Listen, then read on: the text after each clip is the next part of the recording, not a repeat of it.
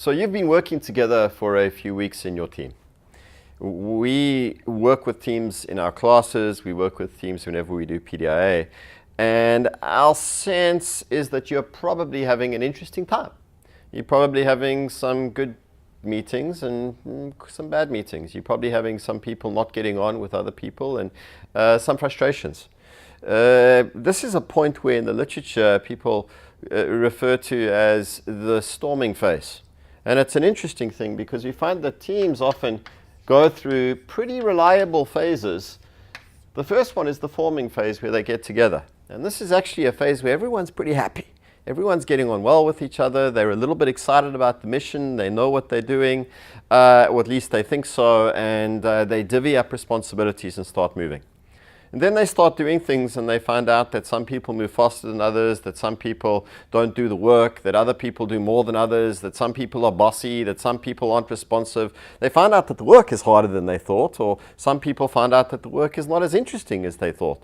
And you start to find that the team moves into a phase that's called the storming phase.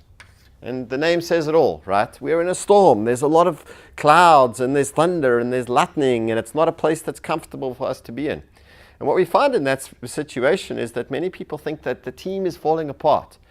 Either they say there's something wrong with us and we can't have a good team, or else they start to say to themselves, well, we don't like the idea of teams at all. We just think that we should work on our own, and this just confirms to us our initial hypothesis that teams were a bad thing. Now, when you're in that storming phase, what you really need to do is you need to start communicating with each other. You need to communicate honestly with each other. You need to find out what it is that's bothering different players. You need to say clearly, who do you think is not working hard enough? Who is working too hard? You also need to start taking into consideration that different team members probably have different pressures. That some people may find it really hard to do the work, and so you need to take a bit of work off their shoulders. This is what gets you through the storming phase, and we'll have some readings on this as well that you can look at. When you come out of the storming phase, you move into a phase which we call the norming phase. And the norming phase is essentially a phase where you develop norms that hold your team together. So you start to say, now we've learned a little bit about what makes this hard. We've learned a little bit about, what makes this person difficult, what makes that person difficult, what makes the task difficult. And you find that what teams start to do is they start to create some norms, some informal or some formal rules about just how they engage with each other. They know each other, they know the task, they know what they're doing a lot better than they did over here when they actually couldn't do this because they didn't know anything about it. Now the key thing is that the stage that we're all after, which is the performing stage, only comes after this. Now notice it comes after the norming phase, but it also comes after the storming phase.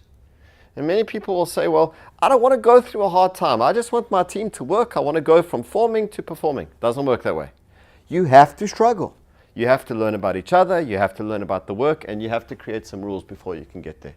We all want to perform, but there's a journey. And you have to have the ability to hold yourselves together on that journey. You will get there. And if you're going through some struggles right now and things aren't working, don't give up. Because it's not that you're doing something wrong, and it's not that the idea of a team is a bad one. It's that putting a team together and going through these stages is difficult. But performance is not that far away, I promise.